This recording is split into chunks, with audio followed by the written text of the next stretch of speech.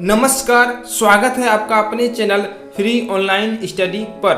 दोस्तों, जैसा कि हम लोगों ने पिछले वीडियो में साइंस और मैथ का सेट 1 का पूरा सॉल्यूशन कर लिया था, तो आज का इस वीडियो में हम लोग जो है सेट 2 सब्जेक्ट जो है हम लोग का साइंस, ठीक है, यानी विज्ञान का जो है सेट 2 का पूरा सॉल्यूशन आज का इस वीडियो में हम लोग जानने वाले हैं। तो चलिए दोस्तों, वीडियो को स्टार्ट करते हैं।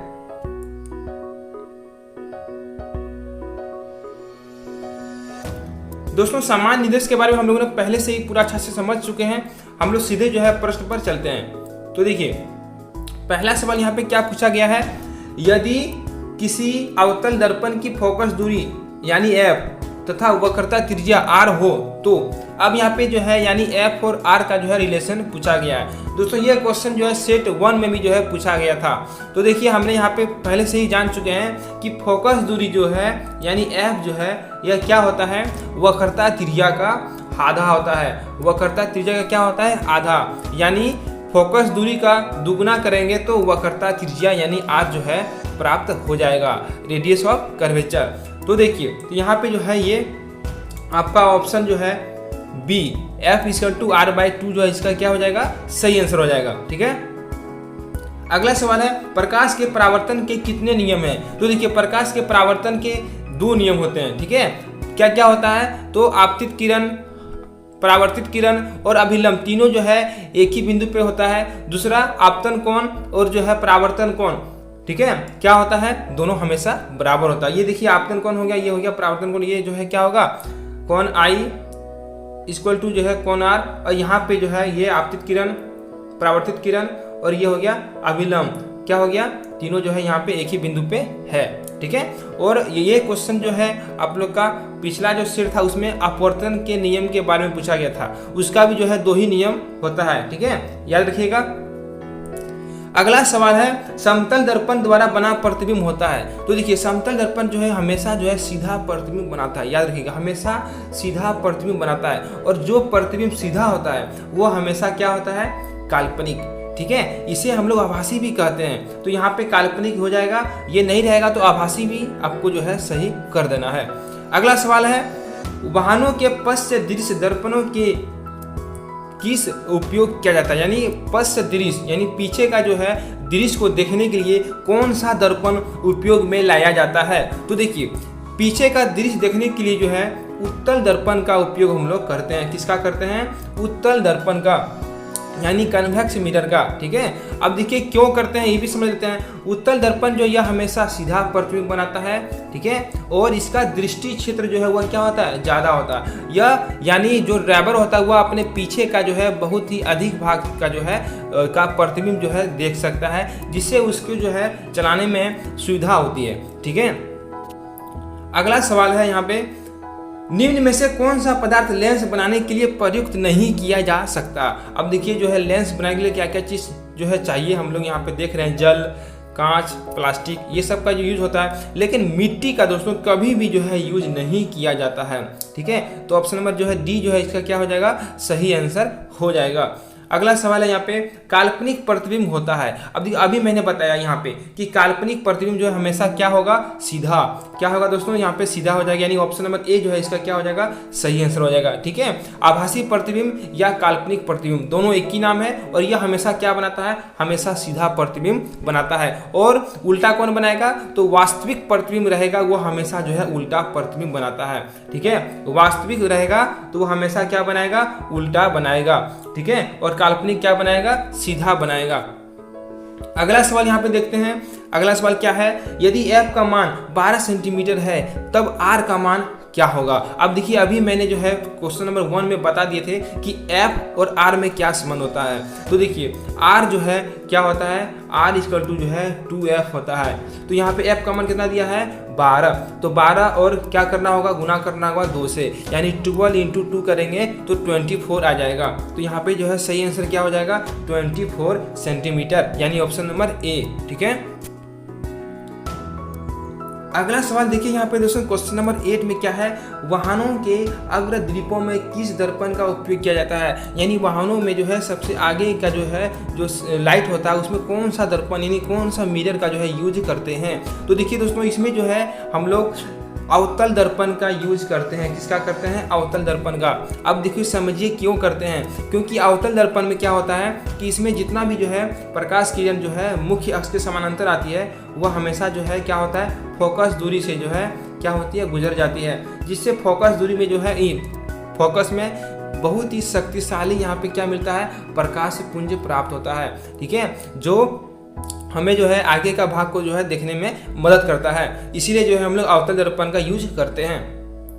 अगला है अवतल लेंस के सामने रखी वस्तु का प्रतिबिंब सदैव होता है। अब देखिए अवतल लेंस के सामने में यदि कोई वस्तु रखा गया है तो उसका प्रतिबिंब कैसा बनेगा, तो याद रखिएगा उसका प्रतिबिंब हमेशा जो है क्या बनेगा, सीधा और आभासी। क्या बनेगा? सीधा और आभासी, यानी ऑप्शन नंबर ए जो है इसका सही आंसर हो जाएगा, आभासी एवं सीधा। अगला सवाल यहाँ पे है डायोप्टर मात्रक है। अब देखिए डायोप्टर यानी डी, जिससे हम लोग जो है डिनोट करते हैं, डी किसका मात्रक है, तो लेंस का क्षमता का। क्या हो जाएगा? लेंस का क्षमता, यानी पी जिसे हम लोग डिनोट करते हैं, ऑप्शन नंबर यहाँ पे सी मिल जाएगा आपको। ठीक है, अब देखिए डी इक्वल टू होता है क्या, तो डी इक्वल टू होता है 1/m या m⁻⁻1। ठीक है, क्योंकि ये जो है लेंस की क्षमता का मात्रक है और यह किसके बराबर होता है, लेंस का क्षमता जो है फोकस दूरी का जो है व्युत्क्रम, यानी 1 आपका f होता है, और f का मतलब क्या होता है, मीटर। अगला सवाल है 2D क्षमता वाले लेंस का फोकांतरण होगा। अब देखिए लेंस जो है कौन सा लेंस है ये नहीं कहा गया, सिर्फ कहा गया कि P = जो है 2D है। हमको जो है बोला F = क्या होगा, तो अभी बताइए F = होता है 1/P, यानी 1/ क्या करना होगा 2, ये आ गया मीटर में। ठीक है, लेकिन यहाँ पे ऑप्शन दिया हुआ है सेंटीमीटर में, तो क्या करेंगे 100 से इसको मल्टीप्लाई कर देंगे। 1/2 जो आया था F, इसको जो है 100 से मल्टीप्लाई कर देना है, कर जाएगा कितना बना 50, तो 50 सेंटीमीटर जो है ये आपका क्या हो जाएगा, सही आंसर हो जाएगा 50 सेंटीमीटर। लेंस के बारे में नहीं बताया गया कौन सा लेंस है, लेकिन यहाँ पे प्लस में है तो हम समझ सकते हैं कि यहाँ पे उत्तल लेंस होगा, और माइनस किसका होता है, अवतल लेंस का होता है। आगे सवाल है जो है आंख के रंगीन भाग को क्या कहते हैं। तो देखिए आंख का जो रंगीन भाग होता है इसे हम लोग जो है आइरिस कहते हैं। ठीक है, आंख का जो रंग का जो निर्धारण करता है ये आइरिस करता है। आपने देखा हो किसी का आंख भूरे रंग की होती है, किसी के काला होती है, तो ये आइरिस का ही रंग होता है वास्तव में। ठीक है, अगला सवाल है मानव नेत्र में जिस भाग पर किसी वस्तु का प्रतिबिंब बनता है वह क्या है। तो देखिए मानव का जो नेत्र होता है इसका जो है आपका दृष्टि पटल पर जो है प्रतिबिंब बनता है। ठीक है, दृष्टि पटल यानी इसे हम लोग जो है रेटिना भी कहते हैं, तो यहीं पे जो है हम लोग का प्रतिबिंब बनता है। अब यह प्रतिबिंब का जो प्रकृति कैसा होगा, तो यह प्रतिबिंब जो है उल्टा बनता है। ठीक है, कैसा बनता है, उल्टा बनता है और वास्तविक बनता है। ठीक है, याद रखिएगा, ये भी क्वेश्चन पूछ सकता है, हो सकता है जो है आपका एग्जाम में। अगला सवाल है दिए गए समीकरण में कौन सा रासायनिक अभिक्रिया हो रही है। तो यहाँ पे देखिए ये है NaSCO3 यानी सोडियम हाइड्रोजन कार्बोनेट, ये जो है टूटकर सोडियम कार्बोनेट, जल और कार्बन डाइऑक्साइड जो है बन रहा है। तो यानी यह टूट रहा है, तो जिस अभिक्रिया में एक पदार्थ टूटकर 2 या 2 से अधिक पदार्थ का निर्माण करता है उसे हम लोग क्या कहते हैं, वियोजन। ठीक है, इसका दूसरा नाम है अपघटन। इसमें भी जो है आप लोग याद रखिएगा अपघटन जो है वियोजन का ही नाम होता है। ठीक है, अगला सवाल यहाँ है निम्नलिखित में से कौन सा रासायनिक अभिक्रिया संतुलित है। तो देखिए यहाँ पे देख रहे हैं ऑप्शन नंबर 1 में Na2, N जो है परमाणु 2 है, यहाँ N का परमाणु 1 है, खत्म हो गया ये। 2 नंबर में देखिए एल्युमिनियम का 4 है, एल्युमिनियम का 4 है, सही है। O का यहाँ पे दिया हुआ 4, यहाँ O का है 6, खत्म हो गया। बी नंबर भी नहीं होगा। सी नंबर में यहाँ देखिए कॉपर का 2 परमाणु है, कॉपर का यहाँ 1 है, नहीं होगा। 4 नंबर में देखिए 4 नंबर में Zn1 है, Zn भी 1 है, SO4 भी 1 है, CO भी 1 है, यानी यहाँ पे ऑप्शन नंबर क्या हो जाएगा 4 जो है ये बैलेंस केमिकल इक्वेशन है। ठीक है, 4 नंबर भी आपका जो है ये सही आंसर हो जाएगा।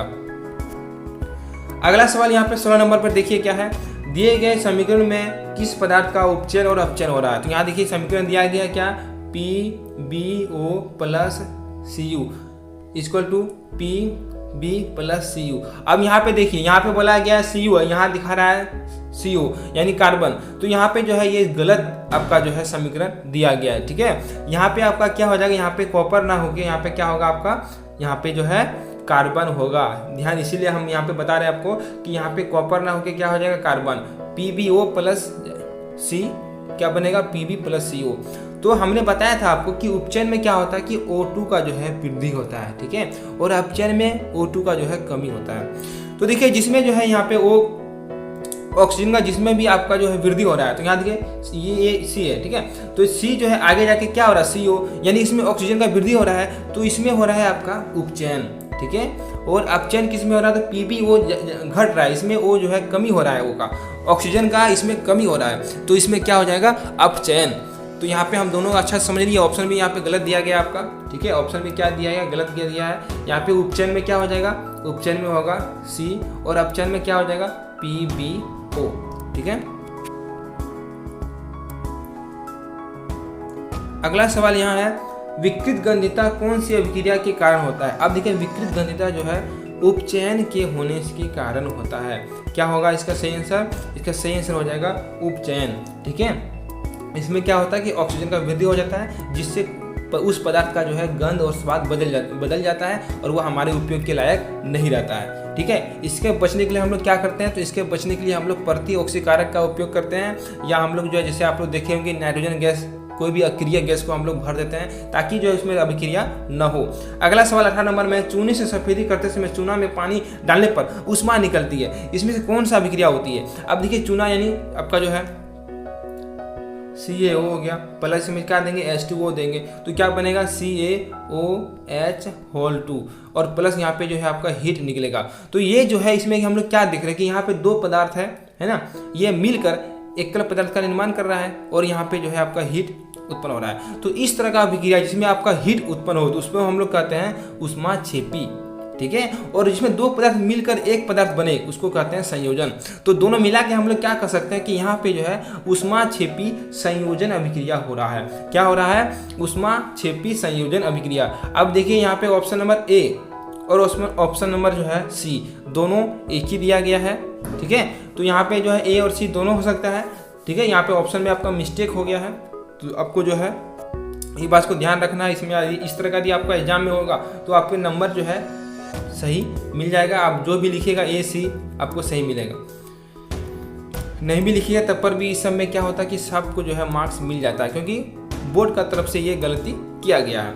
लोहे की कील को कॉपर सल्फेट के विलयन में डालने पर कॉपर सल्फेट के विलयन का नीला रंग धूसर हो जाता है। इस प्रक्रिया को हम लोग कौन सा अभिक्रिया कह सकते हैं। तो देखिए Fe प्लस जो है CuSO4 जब मिलता है तो क्या हो बनेगा, FeSO4 प्लस Cu, यानी इसमें कॉपर विस्थापित हो जाएगा। कौन विस्थापित करेगा, तो लोहा करेगा, यानी Fe करेगा। इसीलिए जो है इसका रंग जो है धूसर रंग का हो जाता है। तो यहाँ पे कौन सा अभिक्रिया हो रहा है, यहाँ पे जो है विस्थापन अभिक्रिया हो रहा है, यानी डिस्प्लेसमेंट। इसमें क्या होता है हम लोग पहले जान चुके हैं। इसमें एक अधिक अभिक्रियाशील जो है कम बला को उसके यौगिक विलयन से उसे जो है हटाकर यानी विस्थापित कर स्वयं उसका स्थान को ले लेता है, ठीक है। इसे हम लोग कहते हैं डिस्प्लेसमेंट रिएक्शन। तो यहाँ पे देखिए ऑप्शन नंबर C में जो है आपको दिया गया विस्थापन, सही आंसर हो जाएगा। अगला सवाल है यहाँ पे है, निम्नलिखित में से कौन सा प्राकृतिक सूचक है। तो देखिए प्राकृतिक सूचक जो है किसे कहते हैं, वैसे सूचक जो अम्ल और क्षारक का पहचान करते हैं। तो प्राकृतिक तौर पे जो है आपका लिटमस होगा, ऐसे आपका फिनोप्थेलिन भी है, मिथाइल ऑरेंज भी है, ये सब जो है संश्लेषित सूचक है, यानी इसे जो है मानव के द्वारा तैयार किया गया है प्रयोगशाला में। लेकिन ये जो लिटमस है, ये लिटमस जो है ये थैलोफाइटा समूह का है, ठीक है, और ये लीचेन पौधे से जो है प्राप्त होता है। इसका अपना प्राकृतिक यदि रंग पूछेगा है ना, तो बैगनी रंग का होता है, और यह अम्ल और क्षारक में अलग अलग रंग देता है। आपको जो है हम ठीक बता देते हैं, आपको एक नाम याद रखना जिसका नाम है अनिल, ठीक है। अब देखिए अ से हो जाएगा अम्ल, नी से हो जाएगा नीला, और ल से होगा लाल। यानी अम्ल में यह क्या करेगा, नीला से लाल कर देगा, और जस्ट इसका उल्टा कर दीजिएगा, लाल को नीला कब करेगा, जब यहाँ पे क्षारक रहेगा, ठीक है। तो आपको सिर्फ याद रखना, एक ही याद रखना अनिल, उसी से आपको सब बन जाएगा। अगला वीडियो यहाँ अगला क्वेश्चन यहाँ पे है कि निम्नलिखित में से किस पदार्थ में लिटमस पत्र डालने पर वह लाल नहीं हो जाएगा। तो देखिए यहाँ पे जो है लाल कौन करता है, नीला से लाल कौन करता है, अम्ल करता है। कौन करता है, यानी एसिड करता है, ठीक है। तो जो एसिड रहेगा यहाँ पे देखते हैं कि ऑप्शन नंबर HCl भी हाइड्रोक्लोरिक अम्ल है, HNO3 यानी नाइट्रिक अम्ल हो गया, CH3COOH यानी एसिटिक अम्ल हो गया। तो ये सारा जो है अम्ल है, लेकिन C6H12O6 ये है ग्लूकोज जो अम्ल नहीं है, तो इसमें जो है लाल नहीं होगा, यानी ऑप्शन नंबर जो है D जो है आपका सही हो जाएगा, ठीक है। और दोस्तों आपको बता दें कि यदि आप सेट 1 का मैथ और साइंस दोनों का हम लोग जो है पूरा कंप्लीट सॉल्यूशन विथ एक्सप्लेन कर चुके हैं। यदि आप नहीं देखे हैं तो वीडियो के डिस्क्रिप्शन बॉक्स में आपको लिंक मिल जाएगा, आप प्लेलिस्ट में भी जाके देख सकते हैं, ठीक है। और दोस्तों यदि आप हमारे चैनल पर पहली बार विजिट करें तो हमारे चैनल को सब्सक्राइब करके बेल आइकन को प्रेस करना ना भूलें। अब चलिए हम लोग सवाल पे आगे चलते हैं। अब अगला जो सवाल है 22 नंबर का है, यह है दिए गए किस लवण में क्रिस्टलीकरण का जल मौजूद है। अब देखिए क्रिस्टलीकरण का जल क्या होता है ये हम लोग जान चुके हैं, तो इसमें जल का जो है देखना है कि कौन सा यौगिक में जल का जो है परमाणु है। तो यहाँ पे देखिए NaCl इसमें जल के बारे में नहीं बताएगा, NaCO3 यानी सोडियम कार्बोनेट नहीं है, COCO4 × 5H2 यानी जल का 5 यहाँ पे अणु यहाँ पे है, तो यही जो है आपका सही आंसर हो जाएगा। इसमें क्रिस्टलीकरण का जल है और कितना है 5 अणु है, ठीक है। और भी बहुत सारा यौगिक में होता है जैसे FeSO4 × 7H2O, CaSO4 × 10H2O, आपको याद रखना ये सब, Na2CO3 × 10H2O, ये सब जो है आपका जल का अणु कौन सा यौगिक में कितना होगा आपको याद भी रखना होगा। अगला सवाल है अग्निशमक यंत्र में किस लवण का प्रयोग किया जाता है। तो देखिए अग्निशमक यंत्र में जो है सोडियम हाइड्रोजन कार्बोनेट का जो है उपयोग किया जाता है, यानी NaSCO3, ठीक है। सोडियम हाइड्रोजन कार्बोनेट का ही हम लोग उपयोग करते हैं सोडा अम्ल अग्निशामक में, याद रखिएगा बात को। अगला सवाल यहाँ पे है जल की अनुपस्थिति में हाइड्रोक्लोरिक अम्ल यानी HCl अपना अम्लीय गुण प्रदर्शित नहीं करता है, क्यों। यानी जब जल नहीं रहता है तो HCl जो है यह अम्ल जो इसका गुण होता है अम्लीय का, एसिडिटी का, यह गुण नहीं प्रदर्शित करता है, क्योंकि जल में क्या होता है कि जल में H+ आयन उपस्थित होता है, और जब जल नहीं रहेगा तो उसमें क्या हो जाएगा, उसमें H+ आयन उपस्थित नहीं होगा, इसीलिए वह अपना गुण को प्रदर्शित नहीं कर पाता है, ठीक है। क्योंकि जल में ही जो है कोई भी अम्ल जो है वह जल में मिलेगा तब H+ आयन उत्पन्न होगा, जल नहीं रहेगा तो H+ आयन उत्पन्न नहीं होगा। अगला सवाल है पदार्थ ABCD 4 पदार्थ दिया गया जिसका pH मान 2 है, 7 है, 10 है, 14 है, यह पदार्थ कौन सा है, अम्ल है कि नहीं है। तो यहाँ पे बताया कि कौन सा पदार्थ अम्ल के बारे में है। तो देखिए A का 2 है, B का 7 है, C का 10 है, D का 14 है। तो आप याद रखिए जिसका pH का मान 7 रहेगा वह होगा उदासीन, यह अम्ल भी नहीं होगा और क्षारक भी नहीं होगा, ये होगा उदासीन। जिसका pH का मान 7 से कम रहेगा, ठीक है, 7 से जिसका जो है कम रहेगा वो हो जाएगा अम्ल, और 7 से ज़्यादा रहेगा वो हो जाएगा क्षारक, ठीक है। अब कितना तक होगा तो आप लोगों को पता है कि pH में क्या होता है 0 से लेके 14 तक का संख्या होता है, बीच में हो जाता है 7, तो इधर हो जाएगा आपका अम्ल, इधर हो जाएगा आपका क्षारक, तो यानी 7 से लेके 14 का हो जाएगा क्षारक। तो यहाँ पे देख रहे हैं कि ये चारों में से 7 से कम कौन है, 2 है, यानी 2 किसका, A का है, तो ऑप्शन नंबर A हो जाएगा, है ना। A में जो है अम्ल है। आप देखिए यहाँ चित्र वाला सवाल है जो पहले भी आ चुका है इस तरह का। इस चित्र में कौन सा अभिक्रिया हो रही है, यहाँ पे चित्र पर हम ध्यान देते हैं पहले, तो देखते हैं कि कौन सा अभिक्रिया हो रहा है। यहाँ पे हम देख रहे हैं कि सूर्य का प्रकाश जो है इसमें दे रहा है, ये जो है पड़ रहा है इस पर प्लेट पे, है ना, जो चाइना डिस्क है, चाइना डिस्क पर जो है सनलाइट इंटर कर रहा है, प्रवेश कर रहा है, और यहाँ पे इसमें क्या दिया गया, उसमें है सिल्वर क्लोराइड। तो देखिए जब सिल्वर क्लोराइड में सूर्य का प्रकाश पड़ता है तो सिल्वर क्लोराइड टूटकर सिल्वर और क्लोरीन बना लेता है, तो इसमें जो है टूट रहा है, तो यहाँ पे कौन सा हो जाएगा, विभोजन, क्या हो जाएगा, विभोजन अभिक्रिया हो जाएगा, ठीक है। ऑप्शन नंबर बी जो है इसका सही आंसर हो जाएगा। और किसके कारण विभोजन हो रहा है, तो प्रकाश के कारण हो रहा है। अब देखिए अलग अलग जो है प्रकार का विभोजन होता है, जो प्रकाश के कारण होता है, कोई ऊष्मा के कारण होता है, कोई विद्युत के कारण होता है ना। अब अगला सवाल है शरीर में उत्पन्न हानिकारक अपशिष्ट पदार्थों का शरीर से बाहर निकालने की प्रक्रिया किस जैव प्रक्रम में होती है। तो देखिए जो शरीर में हानिकारक पदार्थ होता है उसको बाहर निकालना बहुत ही जरूरी होता है, नहीं तो वह हमारे लिए क्या होगा, नुकसानदायक। तो यह एक प्रक्रिया होता है जिसका नाम है उत्सर्जन, ठीक है। उत्सर्जन के द्वारा ही हम लोग क्या करते हैं कि शरीर में जो भी पदार्थ हानिकारक है उसे हम लोग बाहर कर देते हैं। अगला सवाल है प्रकाश संश्लेषण में होने वाली ऑक्सीजन गैस किस यौगिक के टूटने से फलस्वरूप प्राप्त होता है। तो अब देखिए प्रकाश संश्लेषण के बारे में आप लोग पहले से ही जान चुके हैं, है ना। प्रकाश संश्लेषण में क्या होता है कि पौधा जो है अपना भोजन बनाता है जिसमें वह जल, कार्बन डाइऑक्साइड, सूर्य का प्रकाश की उपस्थिति में पत्तियों में जो मौजूद होता है क्लोरोफिल, ये सब मिलके जो है आपका ग्लूकोज, है ना, और जल और ऑक्सीजन गैस उत्पन्न करता है। तो इसमें क्या होता है कि जल जो है यह अपना अणु टूट जाता है, H2O जो जल का होता है, हाइड्रोजन और ऑक्सीजन जो है यह क्या होता है, टूट जाता है। तो यहाँ पे ऑक्सीजन गैस कहाँ से प्राप्त हुआ इसको, तो जल का टूटने से, ठीक है। तो सही आंसर क्या होगा, जल हो जाएगा, यानी ऑप्शन नंबर ए हो जाएगा। अगला सवाल है अमीबा में किस प्रकार का पोषण होता है। देखिए अमीबा एक कोशिकीय जीव है, आप लोग को पहले से पता है। तो यह जो है परजीवी पोषण प्रणाली है, यह दूसरे पर आश्रित है। इसमें जो है कूटपाद होता है, जिसे हम लोग जो है पादाप भी कहते हैं। यह उसी के माध्यम से भोजन को अपने में घेर लेता है और रिक्तिका में भर के फिर उसका पाचन कर लेता है। ठीक है, अगला सवाल है लार में कौन सा एंजाइम पाया जाता है। देखिए लार में जो है टायलिन एंजाइम होता है। ठीक है, क्या होता है, टायलिन एंजाइम होता है लार में। या देखिएगा ये बहुत सारा एंजाइम आप लोग याद रखना, जैसे प्रोटीन का होता है पेप्सिन, ये कहाँ से निकलता है, तो आपका जो है जठर रस से निकलता है ना। पीत रस कहाँ से निकलता है, तो यकृत से निकलता है। तो ये सब बहुत सारा आपको याद भी रखना होगा।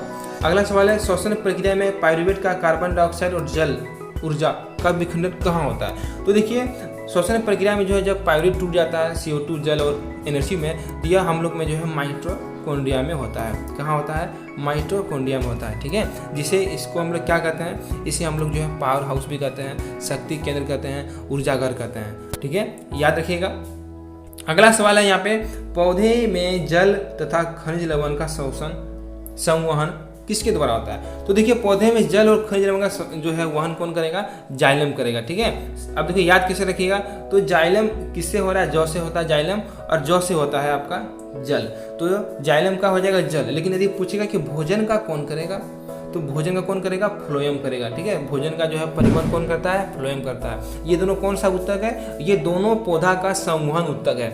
ठीक है, अगला सवाल यहाँ है किसी समष्टि अपना अस्तित्व बनाए रखने के लिए कौन सा प्रक्रिया आवश्यक है। देखिए कोई भी समष्टि यानी कोई भी जाति का जो है अपना यदि अस्तित्व बनाना चाहता है तो उसे जो है जनन बहुत ही जरूरी होता है। ठीक है, जनन, ऑप्शन नंबर सी।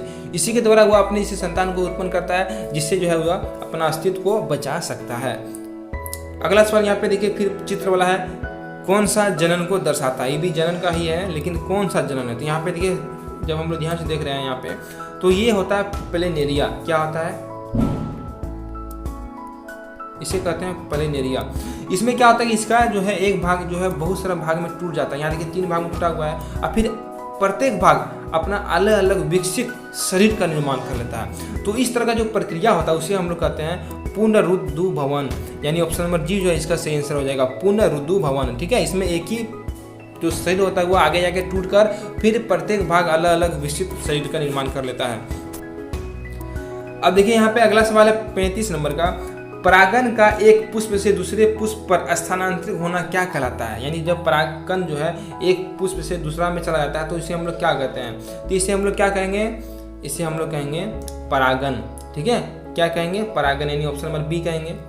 यह 2 तरह का होता है, स्वपरागन और परपरागन। जब एक अपने ही पौधा का दूसरा पुष्प में होगा तो उसको बोलेंगे स्वपरागन, दूसरा का होगा दूसरा पौधा में होगा तो उसको बोलेंगे परपरागन। अगला सवाल है भ्रूण को माँ के गर्भाशय में किस भाग से पोषण मिलता है। तो देखिए भ्रूण को जो है माँ के गर्भाशय में प्लेसेंटा से जो है पोषण मिलता है। ठीक है, ऑप्शन नंबर ए जो है इसका सही हो जाएगा।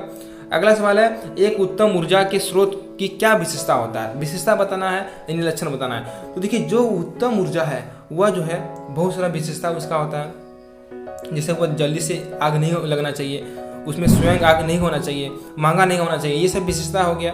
वह प्रति एकांक द्रव्यमान में अधिक कार्य करे, तो ये जो है मेरा यहाँ पे सही हो रहा है, क्योंकि यहाँ पे देखिए क्या लिखा गया, सबसे पहले लिखा गया वह तेजी से जलता हो, ये विशेषता नहीं है, ये उल्टा हो गया।